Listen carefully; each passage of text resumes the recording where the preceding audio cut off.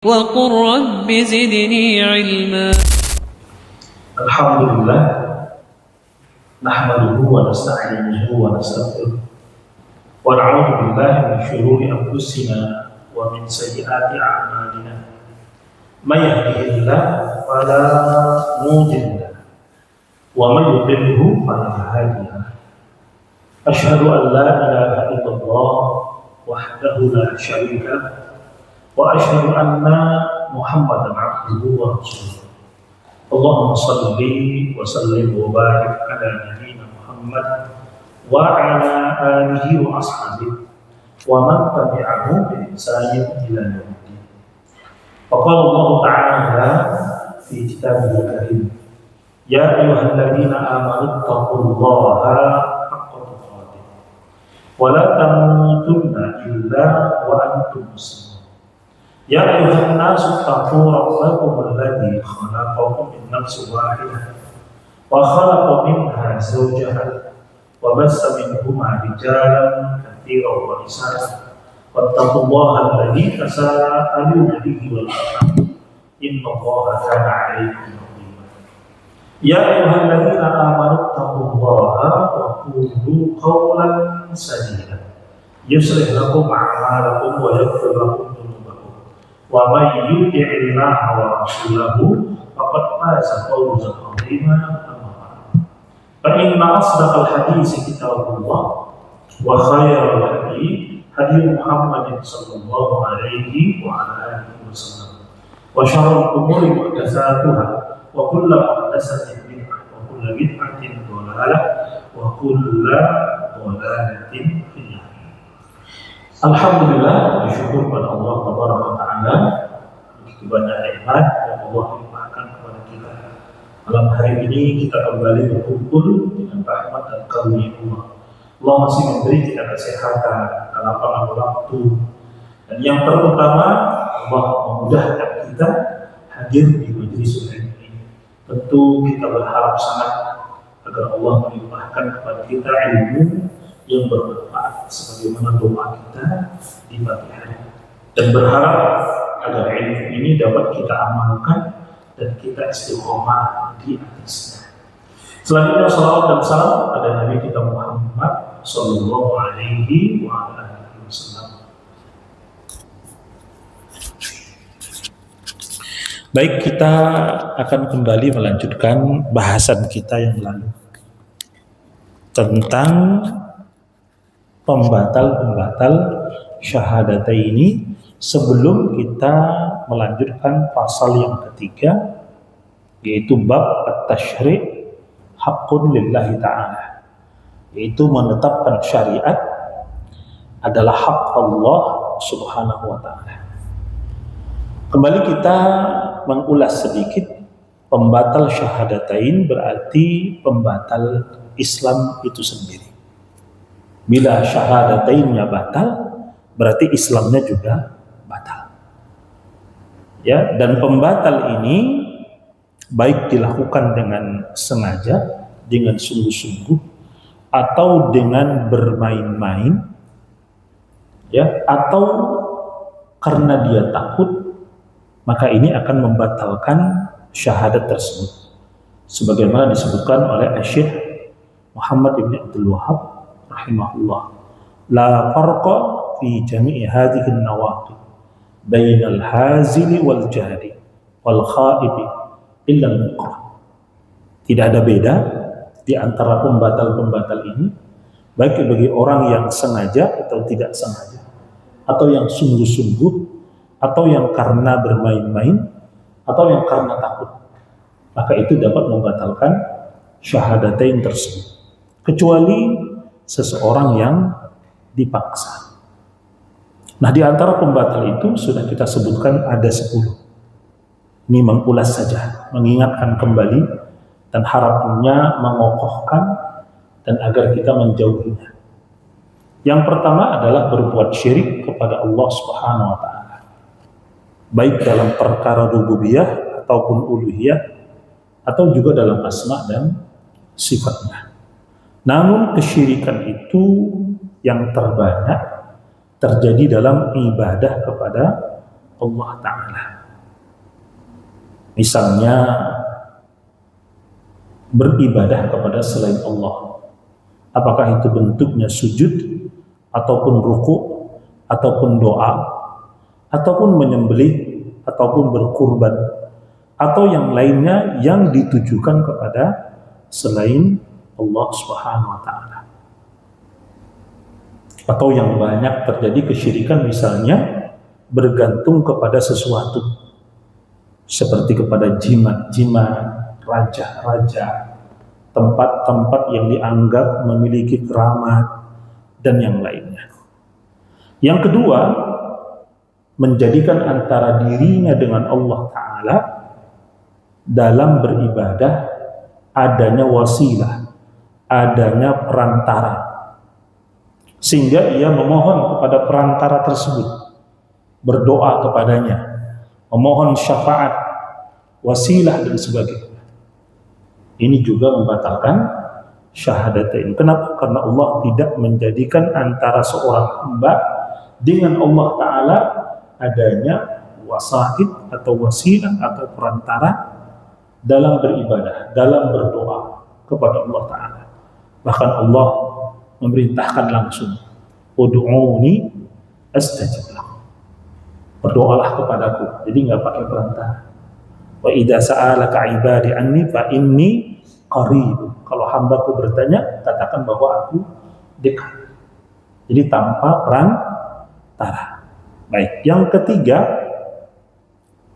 barang siapa yang tidak mengkafirkan orang musyrik atau ragu akan kekafiran mereka, atau membenarkan mazhab atau aliran mereka, atau meyakini adanya petunjuk yang lebih baik, yang lebih sempurna, atau menganggap sama antara petunjuk selain petunjuk Nabi dengan petunjuk Nabi Sallallahu Alaihi Wasallam.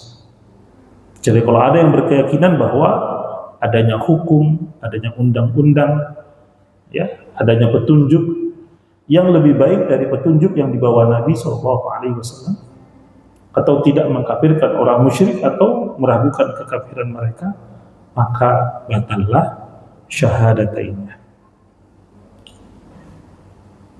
Yang kelima, membenci sebahagian. Yang keempat ya. Yang keempat, meyakini adanya petunjuk, ulangi ya, yang lebih baik dari petunjuk Nabi, atau menganggap hukum Nabi sama dengan hukum selainnya, atau memandang hukum buatan manusia ya lebih baik dari hukum Nabi Shallallahu Alaihi Wasallam. Seperti mereka yang mengutamakan hukum buatan manusia dari hukum Nabi SAW, maka dia juga kafir, atau dia batallah syahadatainnya. Kemudian berikutnya, membenci sebahagian, apalagi seluruhnya ya. Membenci sebahagian, apalagi seluruhnya, dari apa yang dibawa oleh Rasulullah SAW, walaupun dia masih mengamalkan, maka batallah syahadatainnya. Jadi jangan membenci petunjuk yang dibawa oleh Nabi SAW. Kalau kita tidak mampu mengamalkannya, katakan diri kita tidak mampu. Ya, kalau kita belum mau mengamalkannya, ya sudah. Akui bahwa kitalah yang lemah. Tapi jangan membenci petunjuk Nabi SAW. Contoh yang viral ya, populer. Misalnya seorang wanita yang menutup aurat dengan sempurna. Nah, banyak dibenci oleh sebagian wanita. Bahkan kebanyakan wanita yang seharusnya mereka yang mendukung dan mengamalkan ini. Nah, dengan berbagai dalih. Katakanlah dalih emansipasi, dalih kesetaraan, ya, dalih bahwa mereka dikungkung dengan pakaian yang tertutup, padahal itu kewajiban bagi para wanita. Nah, atau ya kesetaraan gender, Sehingga para wanita menuntut kesetaraan hak antara wanita dengan laki-laki. Padahal sudah Allah tetapkan mana hak laki-laki, mana hak perempuan, mana kewajiban laki-laki, mana kewajiban perempuan. Atau misalnya ya tentang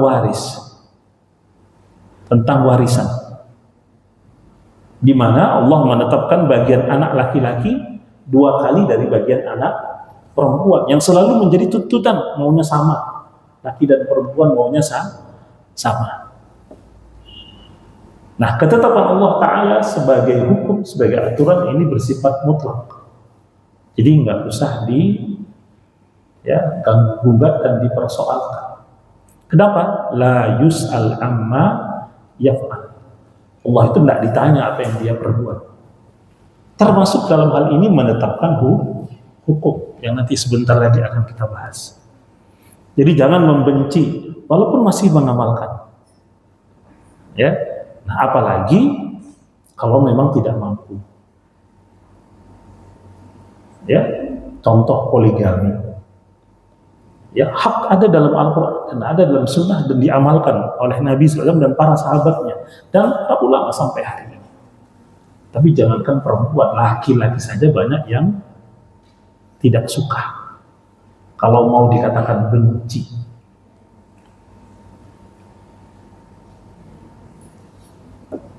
Ini saya contoh. Padahal kalau dia tolak hukum ini, ya batal syahadatnya. Selesai. Karena dia berarti menolak Al-Quran, dia berarti menolak Sunnah. Kalau tidak mau, enggak apa-apa. Orang tidak dipaksa. Apa ada pemaksaan untuk berpoligami? Kan tidak ada. Dan wanita juga tidak dipaksa. Kalau memang dia tidak mau, dia punya hak. Ya, untuk meminta khulu, fasakh dari suaminya. Sudah ada jalur dan hukum. Tapi jangan membenci, apalagi menyalahkan syariat poligami itu. Nah, qadarullah, kita hidup di zaman di mana salah satu syariat ini yaitu poligami yang mungkin dianggap aneh. Tapi kalau kita hidup 50 tahun lalu, di mana pemimpin kita saja melakukan poligami, tentu nggak banyak masalah. Kenapa? Presiden pertama kita juga punya istri yang banyak. Nah, kira-kira masalah nggak kalau saat itu? Nggak masalah, karena nggak ada Undang-Undang PP nomor 14 1972. Benar Pak? Iya. Nah, ini yang untuk contoh. Baik, kita lanjut. Yang keenam, ya, melakukan istihza, yaitu mengolok-olok, menjadikan bahan candaan, ya, apakah itu kitabullah, apakah itu rasulnya, atau ya pahala ataupun dosa, maka dia kafir. Ingat, kalau ingin bercanda boleh, tapi jangan jadikan Allah Ta'ala, kitabnya, rasulnya, para malaikat, hari akhirat, surga dan neraka sebagai bahan candaan dalam bentuk istihza, yaitu mengolok. Ingat ketika Allah mengatakan qul abillahi wa ayatihi wa rasulihi kuntum tastahzi'un la ta'tadziru qad kafartum ba'da imanikum. Katakan, apakah kepada Allah Ta'ala, ayat-ayatnya, rasulnya kalian mengolok-olok? Tidak ada lagi udzur, tidak ada maaf bagi kalian setelah kalian kafir setelah sebelumnya beriman. Ini hati-hati ya, surah Taubah ayat 65 ayat 66. Yang ketujuh, sihir. Baik tukang sihirnya atau penyihirnya, atau yang minta dibuatkan sihir. Dia nggak bisa sihir, tapi dia minta penyihir untuk melakukan sihir. Atau yang ridho dengan sihir, maka batal syahadahnya, ay kafir. Yang kedelapan, tolong menolong dengan orang kafir dalam memerangi dan memusuhi kaum muslimin. Bahasa mudahnya pengkhianat. Ngakunya muslim tapi malah tolong-menolongnya dengan orang kafir. Yang dimusuhinya adalah orang Islam. Bahasa lainnya adalah munafik. Karena tidak akan mungkin seorang mukmin yang tulus itu mengkhianati saudaranya sesama kaum muslimin. Itu tidak akan. Ya. Nah, baik. Selanjutnya yang ke-9, meyakini bahwa segolongan manusia boleh tidak mengamalkan yang dibawa oleh Rasulullah SAW. Sebagaimana Nabi keluar dari Nabi Musa, ini anggapan mereka. Contoh para pembesar kaum, ya, di antara kaum, ya, at-tasawuf misalnya atau tariqat misalnya, ia menganggap kalau mursyid mereka itu sudah tidak ada kewajiban sholat, ya, tidak ada kewajiban syariat lagi. Dalihnya apa? Mereka mengangkat bahwa masyayikh mereka telah sampai kepada derajat hakikat. Jadi tidak dalam derajat syariat. Ini contoh. Dan yang seperti ini banyak. Ya, seperti juga di dalam golongan Syiah. Ya, mengangkat imam-imam mereka itu bahkan seperti memiliki hak rububiyah dan ilahiyah. Nah, baik, yang terakhir, berpaling dari agama Allah, dari agama Islam. Lalai. Tak mau mempelajarinya, tak juga mau mengamalkannya. Jadi tak pernah tahu bagaimana tata cara sholat karena tidak pernah mau belajar. Tak tahu bagaimana mandi junub, tidak tahu bagaimana berwudu, ya, tidak mengenal syariat Islam walaupun pengakuannya bahwa ia adalah seorang muslim. Ketemu, kalau antum belum ketemu, ya, maka sebenarnya banyak yang seperti ini. Nah, banyak yang seperti ini. Jadi bahasa lainnya Islam di KTP, tapi tidak mengenal Islam sama sekali. Ya, nah baik, ini 10 di antara pembatal-pembatal syahadatain. Nah baik, alhamdulillah. Apakah cuma ini? Enggak, banyak sebenarnya.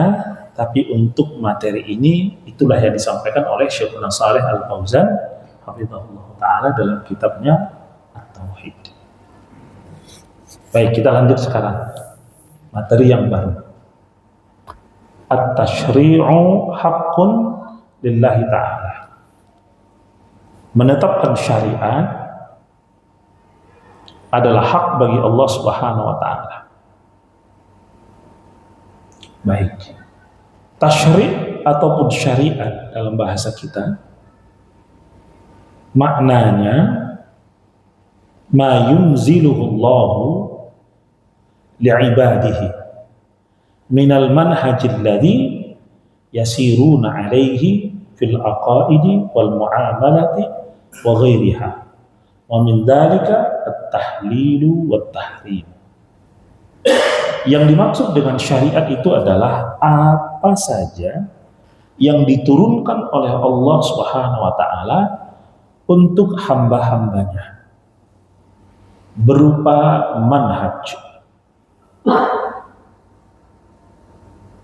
Manhaj ini artinya metode atau sistem yang hamba-hambanya berjalan di atasnya, baik dalam perkara akidah ataupun dalam perkara ibadah atau muamalah atau lainnya. Nah, termasuk syariat itu adalah menghalalkan dan mengharamkan.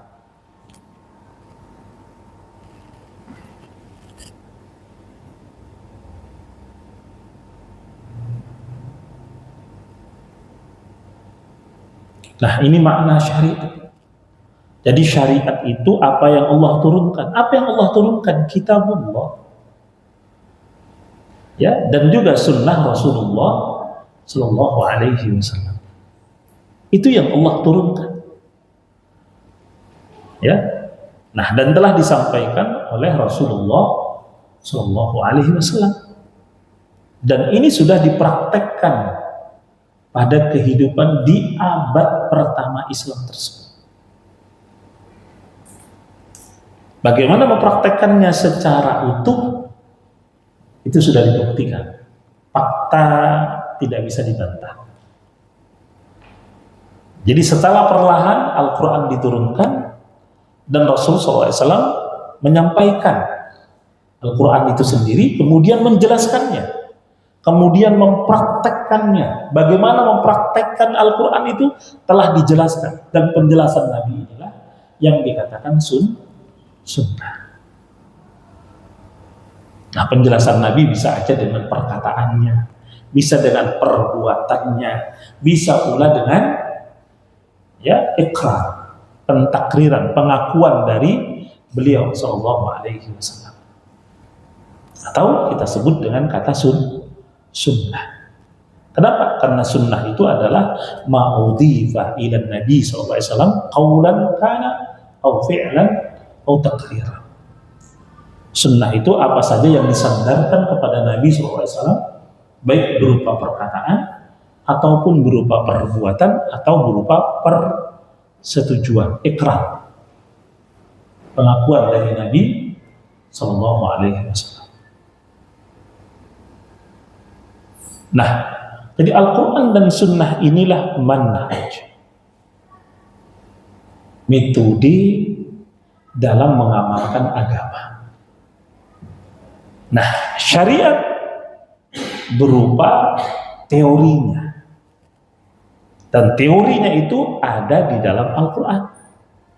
Ada di dalam hadis-hadis Nabi Sallallahu Alaihi Wasallam. Nah, muncullah istilah hukum. Misalnya al-ahkam at-taklifiyah. Hukum yang berhubungan dengan beban.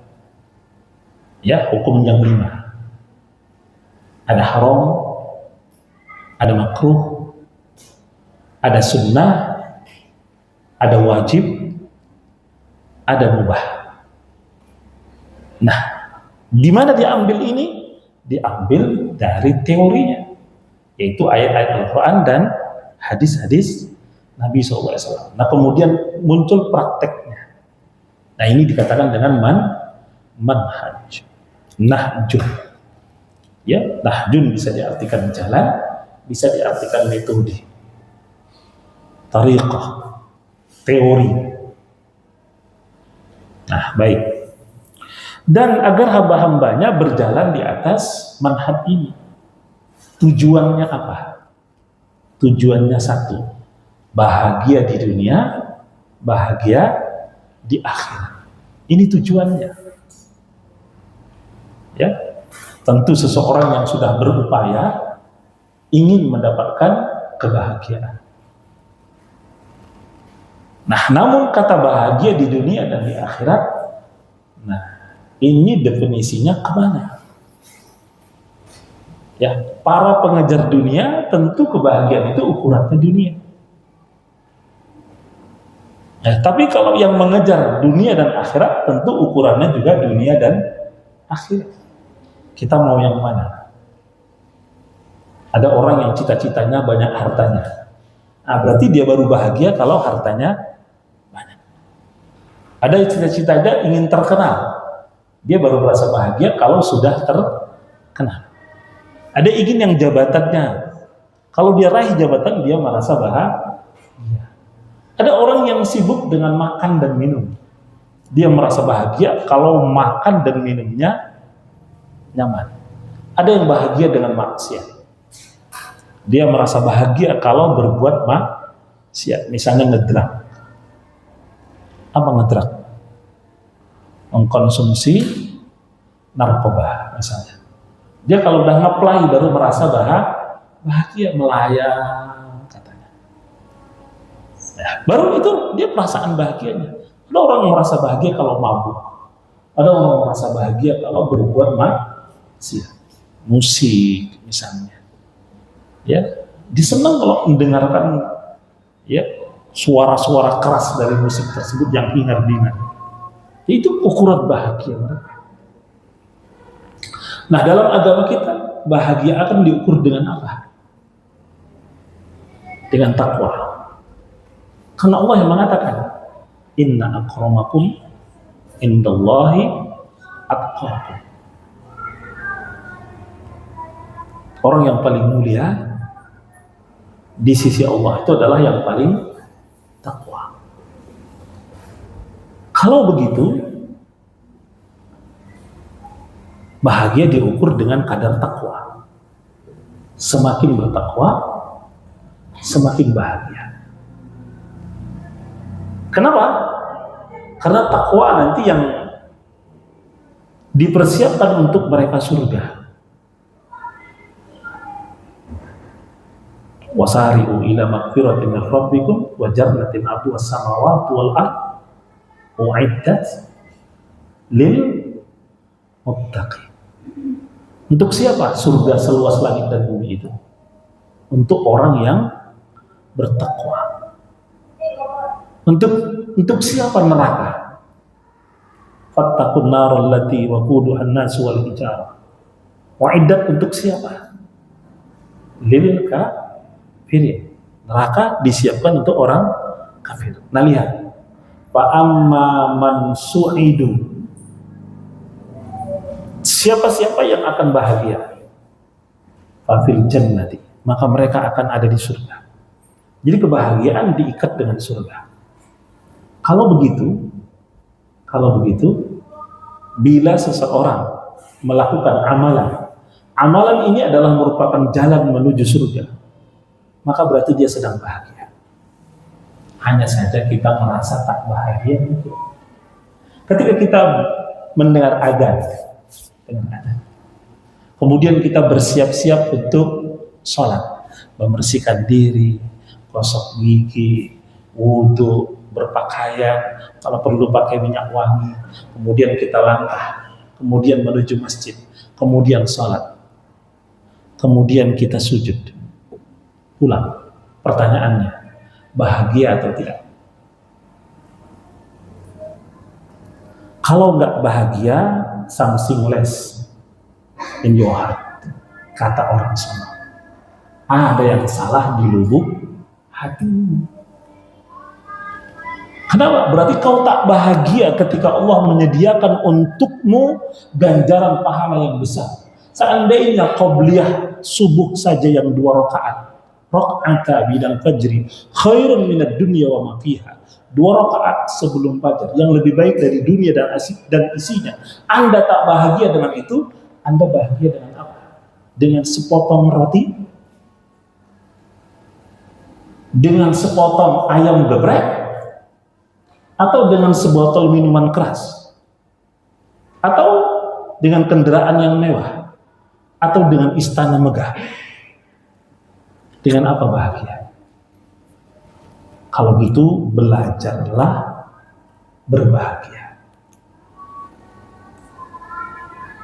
Jadi bahagia juga perlu belajar, Pak.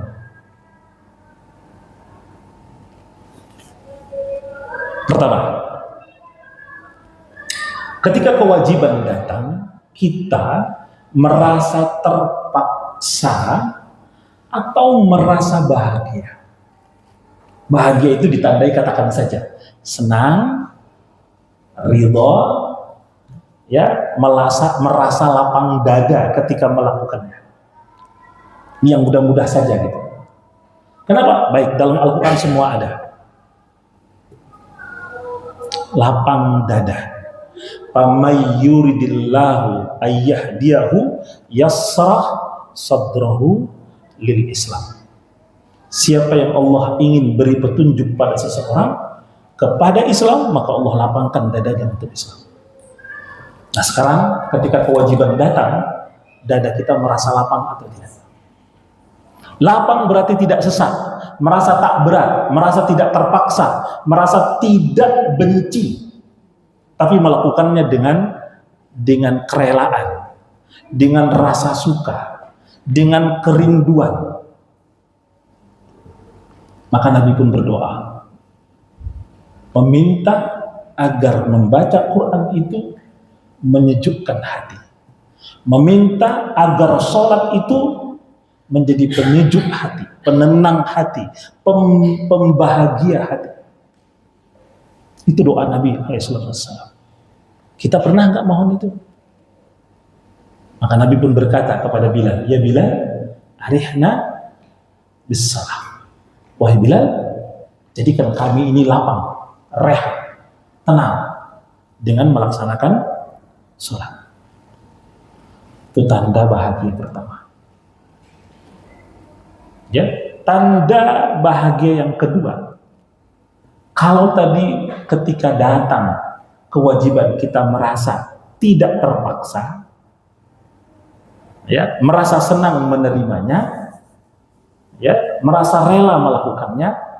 Kemudian yang kedua, butuh atau tidak. Kita yang butuh terhadap ibadah ini, atau ibadah ini yang butuh kepada kita? La walala. Allah tidak butuh kepada ibadah kita. Allah tidak berharap sembelihan kita.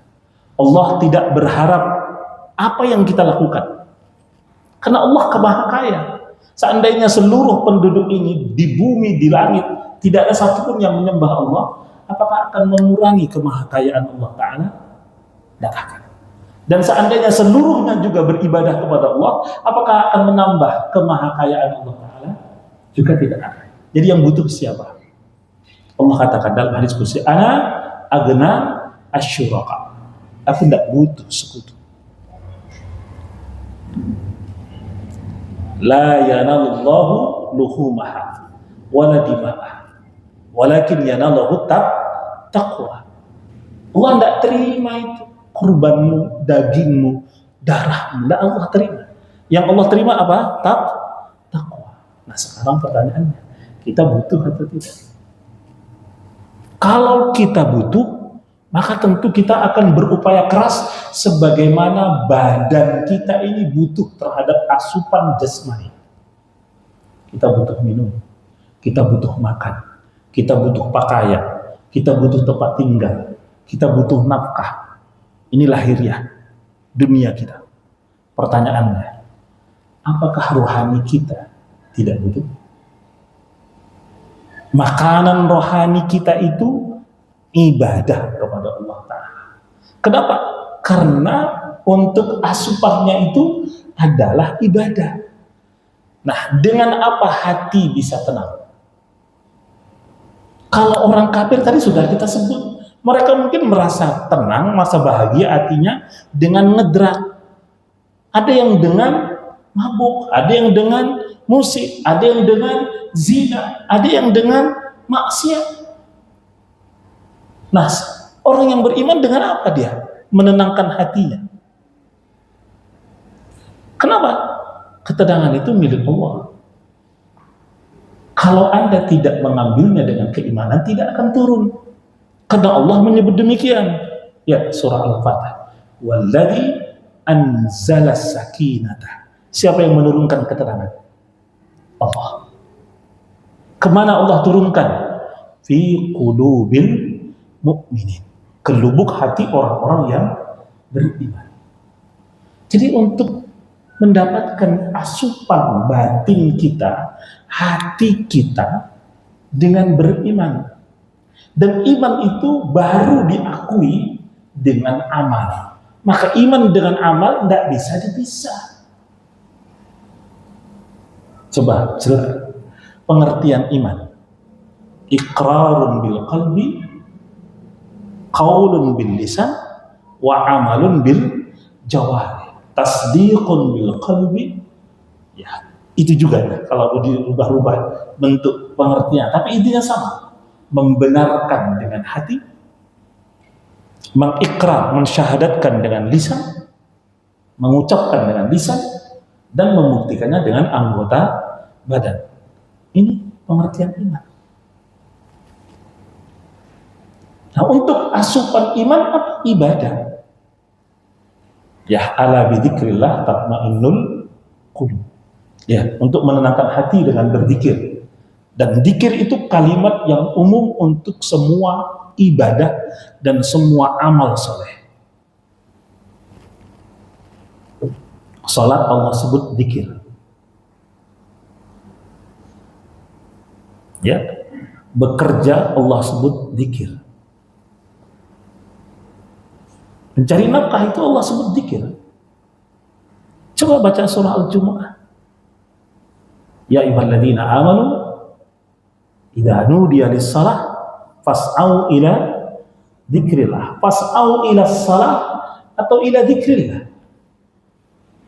Allah menyebut dengan sebutan dzikrillah. Ya. Kalau hari Jumat, ya ayyuhalladzina amanu idza nudiya lis-salati idza nudiya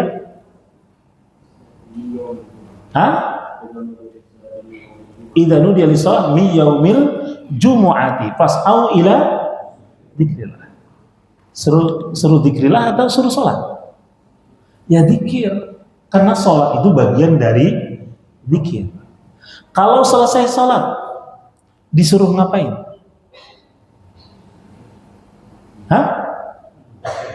Fa idza qudiyatis shalah fantashiru fil ardh wabtaghu min fadlillah wadhkurullaha katsiran la'allakum tuflihun. Kerja, cari nafkah, banyakkan zikir. Ini asupan untuk rohani kita. Lihat, kekayaan itu dengan banyak. Laisal ghina an kasratil ilm walakin ghina bina. Tapi karena apa? Karena hatinya juga merasa kaya. Karena kalau menurutin nggak ada puasnya. Ingat kan hadis tadi, kalau anak Adam punya 1 lembah emas pingin 2, udah 2 pingin 3, udah 3 masih pingin, nggak ada yang menghentikannya kecuali ya dikasih makan tanah baru berhenti. Baik, butuh. Kita butuh terhadap ibadah. Jadi kalau butuh, kita akan upayakan. Lihat, kita butuh kerja, kita butuh cari makan, kita butuh pakaian, kita butuh tempat tinggal. Berusaha atau tidak? Berusaha. Nah, kita butuh terhadap ibadah. Kita butuh sholat, kita butuh zakat, kita butuh puasa. Ya, kita nahnu bihajah. Kita yang perlu, kita yang punya hajat, kita yang punya kebutuhan. Nah, yang terakhir, yang ketiga,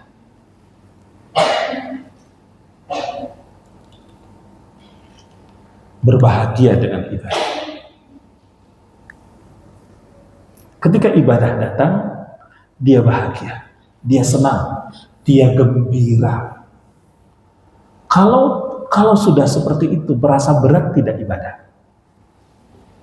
Jadi diawali, mungkin saja ada yang merasa berat, terpaksa. Cuman karena dia tahu bahwa itu wajib, dia kerjakan. Ya, nah, yang wajib ini dibiasakan,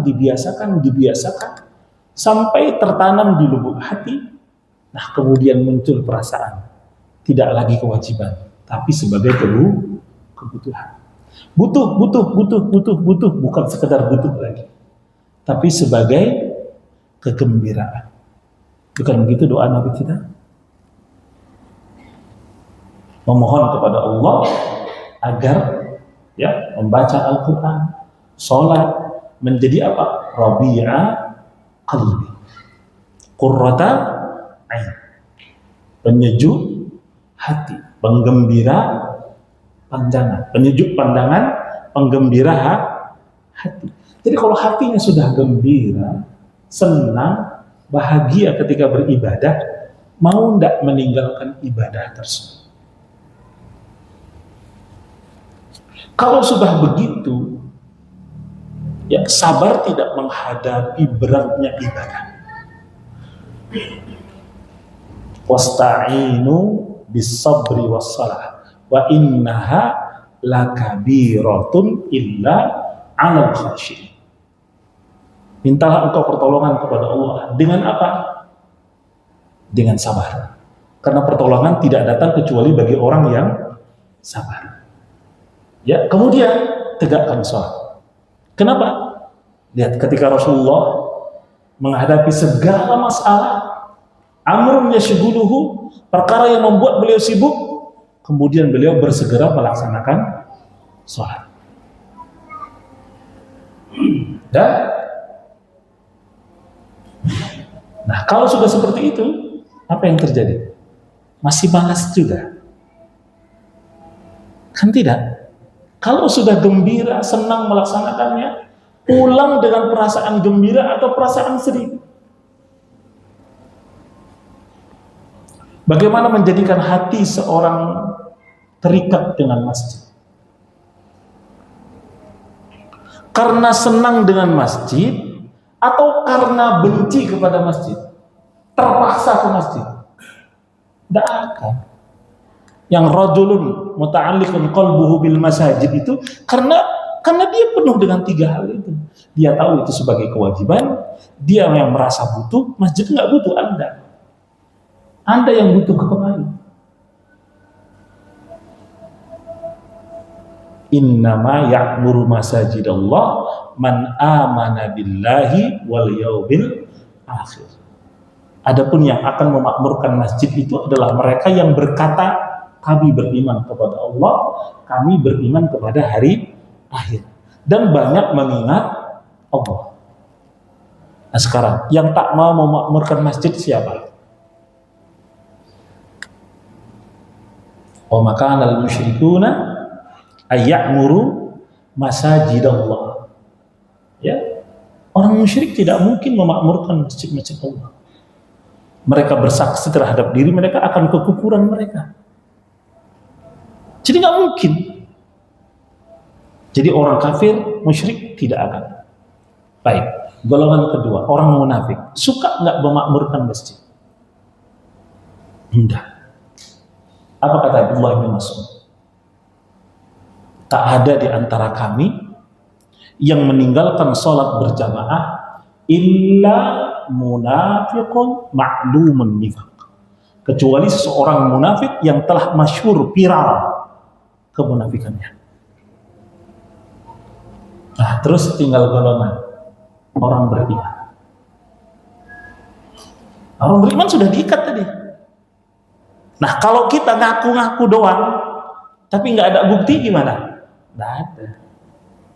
Perlu pembuktian. Kenapa? Ancamannya kabura maqtan indallah an taqulu ma la taf'alu. Besar benar dosanya. Kau mengatakan kau beriman, kau mengatakan kau taat kepada Allah, kau mengatakan mengikut sunnah Rasulullah, tapi kau tinggalkan semua tanpa bukti. Maka besar dosamu. Kau katakan tapi tidak engkau kerjakan. Persis seperti sindiran kepada orang-orang ahlul kitab. Atamurun nasa bil birri wa tansawna anfusakum wa antum tatluna al-kitaba afala ta'qilun. Ya. Kau perintahkan manusia untuk melakukan kebaikan. Kau sendiri lupa terhadap dirimu. Padahal kau yang membacakan kitab tersebut. Kan kau tahu itu. Nah, baik. Jadi kata bahagia, kembali, bahagia di sini diikat dengan ketakwaan. Ketakwaan itu diikat dengan apa? Dengan ketaatan. Ketaatan itu dibuktikan baik batin dan juga lahirnya. Batinnya Anda dan Allah Subhanahu wa taala. Anda tahu terhadap diri Anda dan Allah Maha tahu tentang diri Anda dan melebihi Anda sendiri. Ya. Nah, kemudian buktikan dengan amal. Zahirnya apa? Beramal. Nah, siapa yang paling bersungguh-sungguh? dia yang ahsanu amalan. Dia yang paling baik amalnya. Yang males-malesan, ya sudah. Nah, jadi syariat Allah turunkan kepada hambanya untuk menjadi hukum aturan dalam kehidupan kita agar hambanya mendapat bahagia dunia akhirat. Ya, syariat itu bisa berupa akidah, bisa berupa ibadah, bisa berupa muamalah, termasuk akhlak dan sebagainya. Nah, termasuk hal menghalalkan dan mengharamkan. Insyaallah kita sambung ba'da salat. Demikian. Assalamualaikum warahmatullahi wabarakatuh.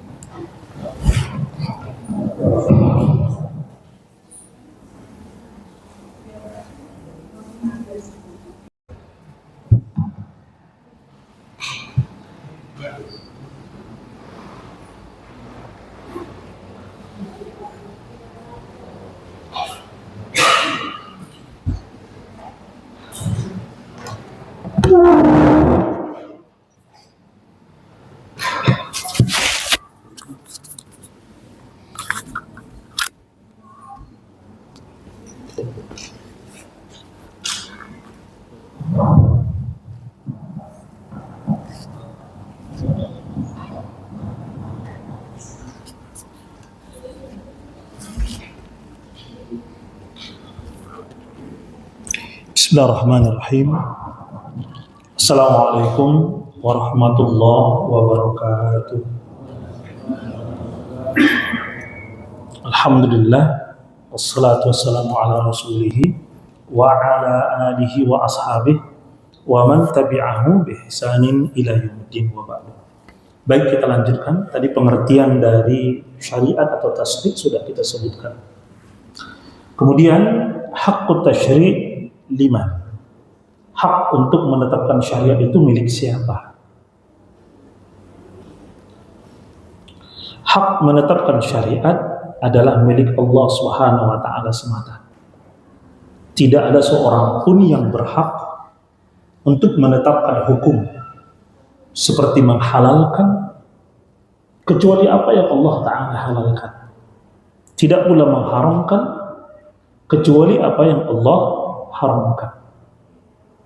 Oleh karena itu, siapapun yang menghalalkan sesuatu yang tidak Allah halalkan ataupun mengharamkan sesuatu yang tidak Allah haramkan, demikian juga mewajibkan yang tidak diwajibkan Allah, mensunnahkan yang tidak disunnahkan Allah, dan seterusnya, maka ia adalah pendusta atas nama Allah.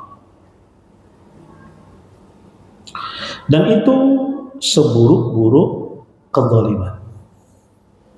Sebagaimana firman Allah Ta'ala, وَلَا تَقُولُوا لِمَا تَصِفُ أَلْسِنَتُكُمُ الْكَذِبَ هَذَا حَلَالٌ وَهَذَا حَرَامٌ لِتَفْتَرُوا عَلَى اللَّهِ الْكَذِبَ. Dalam surah Al-Nahl ayat 116. Janganlah kalian mengatakan dengan lisan-lisan kalian satu kebohongan. Ini halal, ini haram.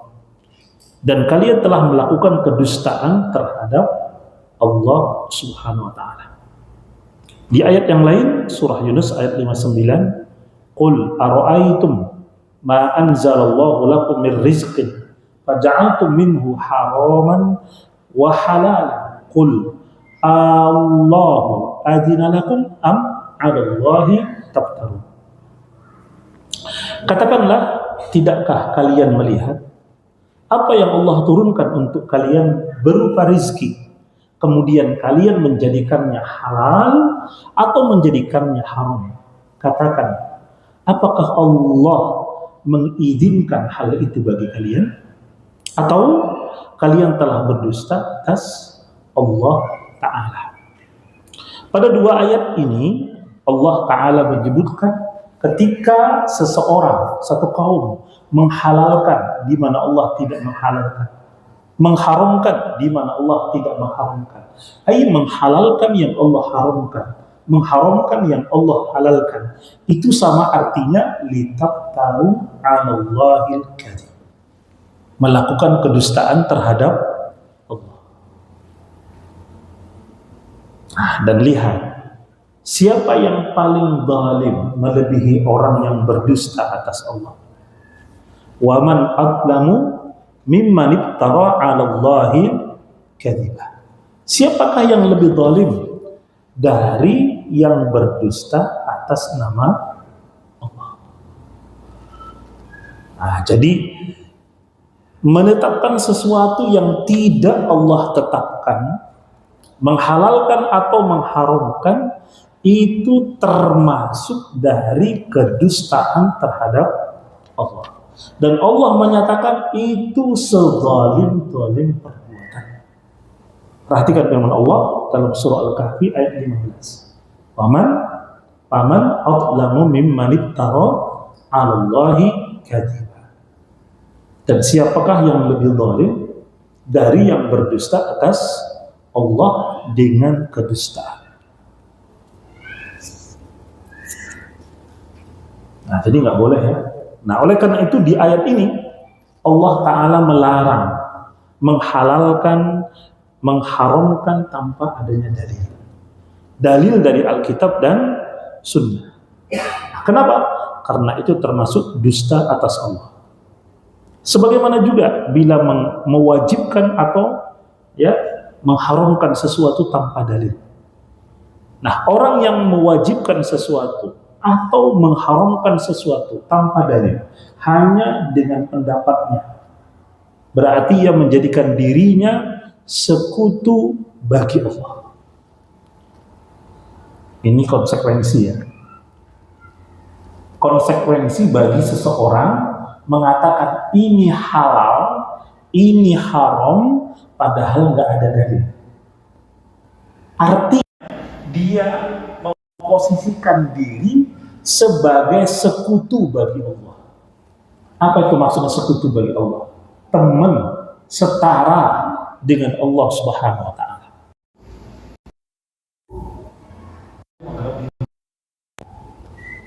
Seperti Fir'aun sebagai Tuhan, atau kita katakan Namrud memposisikan dirinya sebagai Tuhan, menghalalkan, mengharamkan.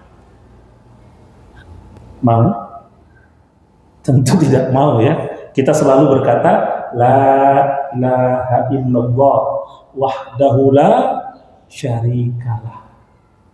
Tidak ada ilah yang berhak kita ibadahi melainkan hanya Allah Subhanahu wa Ta'ala yang tiada sekutu baginya. Tidak ada sekutunya, tidak ada temannya, tidak ada kawannya, dan tidak ada niddan, tidak ada tandingan atau lawan. Jadi hati-hati nih. Baik. Seperti yang Allah katakan, am lahum syuraka'u syara'u lahum minad din man lam ya'dam bihillah. Apakah bagi mereka sekutu-sekutu yang mensyariatkan bagi mereka agama di mana Allah tidak pernah memberi izin? Dari siapa datangnya izin menetapkan satu agama, satu syariat? Jadi kalau ada yang menetapkan agama, menetapkan syariat tanpa dalil, berarti ia menjadikan dirinya, memposisikan dirinya dengan kedudukan setara dengan Allah. Baik. Tadi yang pertama statementnya, kaidahnya, menghalalkan, mengharamkan tanpa dalil adalah bentuk kedustaan atas Allah. Statement kedua, menghalalkan, mengharamkan tanpa dalil menjadikan dirinya sebagai sekutu bagi Allah. Statement ketiga, barang siapa yang menaati seseorang yang menetapkan syariat tanpa dalil, berarti menjadikan ya, menjadikan orang yang dia taati itu sebagai sekutu bagi Allah, maka berarti dia telah berbuat syirik, yaitu mempersekutukan Allah dengan sang pembuat syariat tanpa dalil.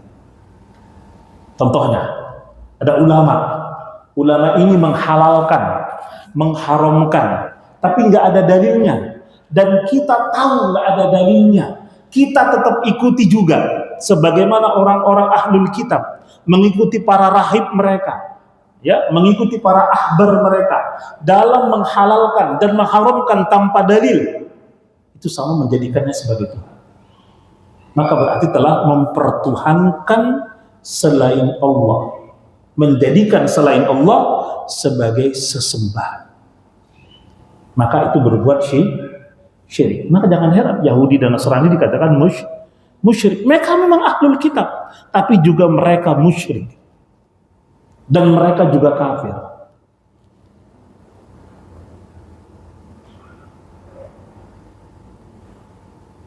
Tiga statement, ya, ingat statementnya, kaidahnya ingat, ya. Baik, kita urutkan dulu. Makna syariat sudah kita sebut. Tujuannya adalah menggapai kehidupan bahagia dunia dan akhirat. Manhaj sudah kita sebut. Manhaj itu berupa metode, ya, bagaimana mengamalkan syariat ini dalam kehidupan sehari-hari. Maka metode kita adalah metode nubuwah, itu mengambil dari Nabi SAW, mengambil contoh dari generasi terbaik yang disebut dengan generasi salaf. Singkatnya manhajus salafus saleh. Ini kan singkatnya. Nah, tujuannya apa? Agar kita bahagia di dunia dan di akhirat. Dan ingat, kata bahagia itu terikat dengan apa? Dengan ketakwaan, dengan ketaatan, dengan keimanan, dengan pengamalan. Jadi kalau semua itu tidak ada, tidak akan bahagia. Ya. Nah, kalau tidak terikat, orang gila, orang paling bahagia. Tidak ada beban baginya. Tapi siapapun yang mengaku sebagai muslim, aqil, baligh, mukallaf, dia ada beban. Ketika dia mukallaf, maka dia dibebani. Karena makna mukallaf adalah dibebani, orang yang akan menanggung beban.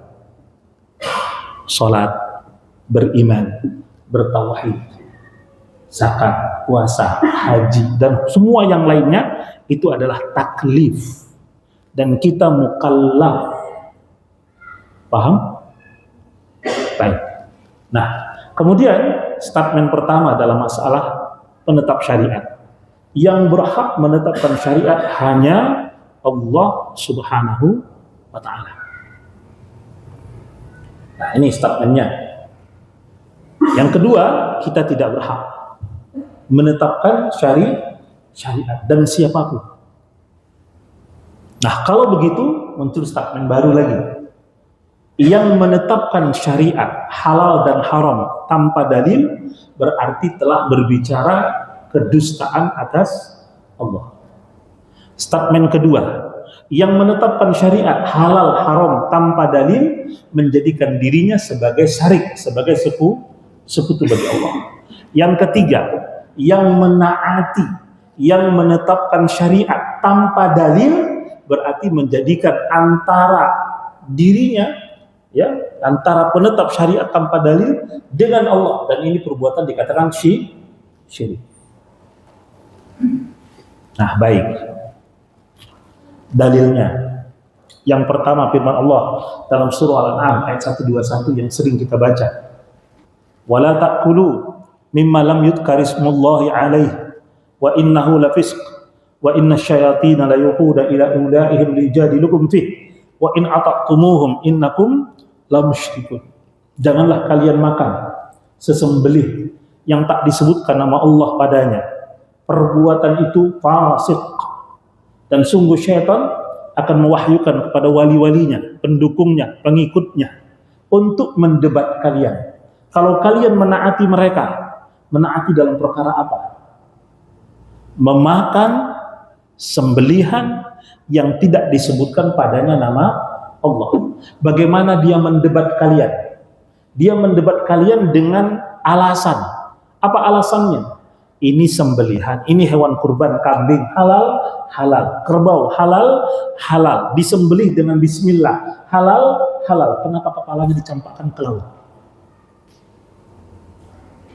Kenapa kepalanya dibenamkan, dikubur di bumi, di tanah? Apakah untuk seperti itu ia disembelih? Tidak. Bahasa kita sesaji, menjamu. Laut dijamu. Dan itu barusan yang lalu. Ya, acaranya kita lihat. Yang buka medsos, yang buka televisi, pasti melihat kan? Ya, dikurbankan di tengah laut sana. Ya, di sawah, di kampung. Ya, kita lihat di perempatan-perempatan jalan. Ada takir-takir yang berisi beragam makanan, sembelihan dan sebagainya.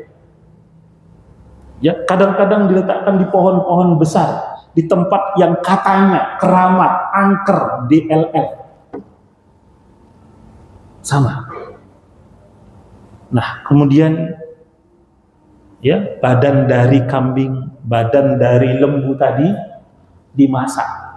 Yang masak muslim dimakan. Pertanyaannya, halal atau haram? Hewannya halal, yang menyembelih muslim dengan bacaan bismillah, yang masak muslimah, dibagikan kepada orang-orang muslim, halal atau haram?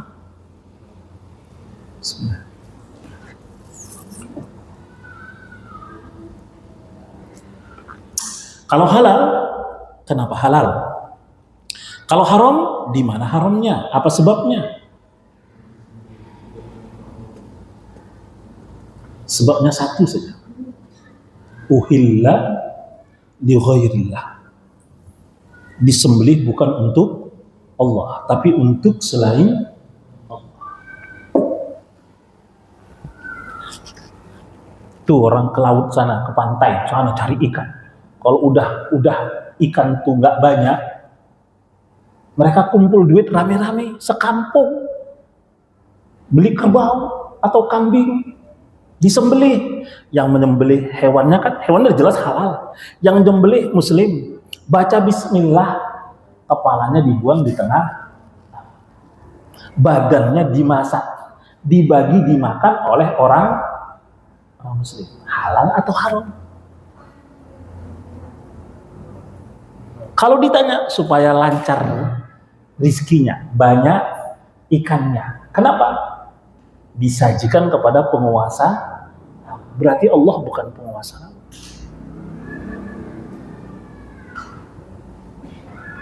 Nah, disinilah kita berikrar. Qul inna salati wa nusuki wa mahyaya wa mamati lillahi rabbil alamin.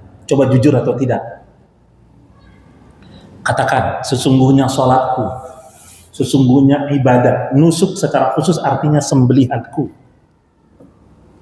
mati dan hidupku hanya untuk Allah. Coba jawab, benar nggak tadi?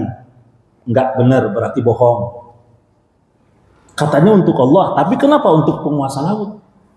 Kenapa untuk penguasa kampung? Kenapa untuk penguasa sungai? Kenapa untuk penguasa rumah? Tapi katanya untuk Allah. Lisannya mengatakan lillahi rabbil alamin la syarikalah. Kenapa ditujukan kepada sekutu bagi Allah Ta'ala? Ini bohong. Kalau begitu nggak jujur niatnya. Berarti ia menunjukkan ibadah kepada selain Allah. Itulah namanya syirik. Menuhankan selain Allah sebagai Tuhan dalam perkara-perkara khusus.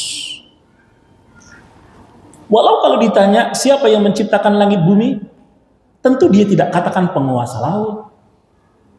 Siapa yang menciptakan langit bumi, tentu dia tidak mengatakan penguasa tanah, penguasa kampung. Tidak akan lisannya mengatakan begitu. Orang kafir pun perlu ditanya, nggak akan. Qul man rabbus samawati sab'i wa rabbul arsyil azim sayaquluna lillah. Ini orang kafir loh yang ditanya.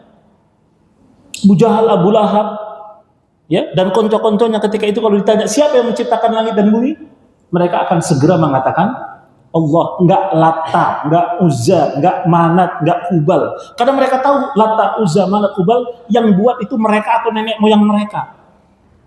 Gimana dia menciptakan langit dan bumi? Adanya saja baru.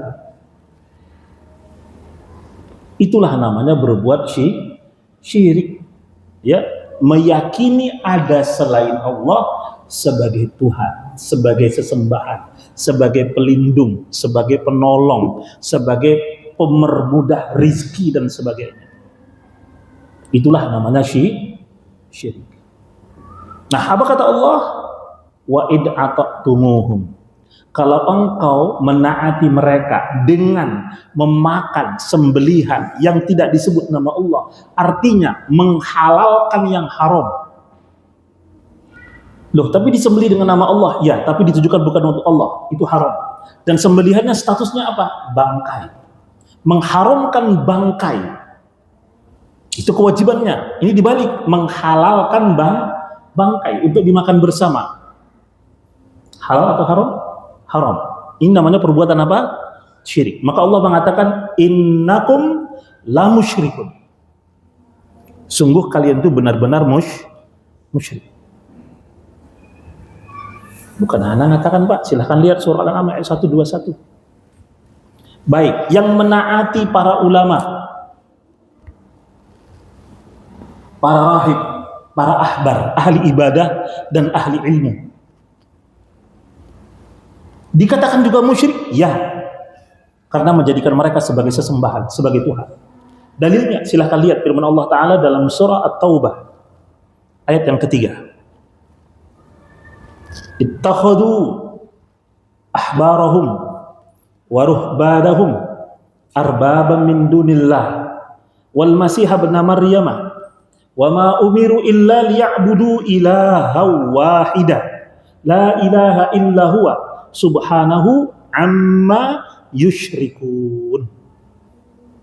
Mereka menjadikan para ahbar itu ahli ilmu, ulama, para rahib itu adalah ahli ibadah, sebagai rob selain Allah, dan juga menjadikan Al-Masih ibn Maryam sebagai rob, padahal tidaklah mereka diperintah kecuali agar hanya beribadah kepada ilahan wahidah, kepada sesembahan yang esa.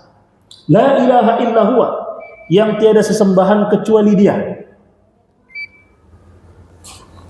Dan maha suci Allah dari apa yang mereka persekutukan, dari kesyirikan yang mereka lakukan. Allah yang mengatakan perbuatan itu syirik. Menaati para ulama, menaati ahli ibadah dalam menghalalkan yang haram, mengharamkan yang halal, itu syirik. Dan Allah yang mengatakan.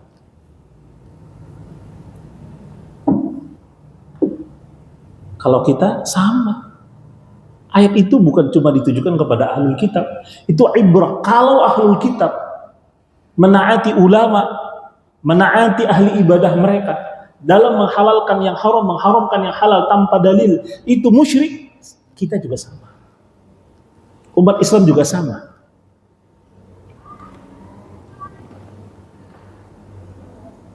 Terakhir, apa perintah Allah Ta'ala? Beribadah dengan ikhlas. Ini perintahnya.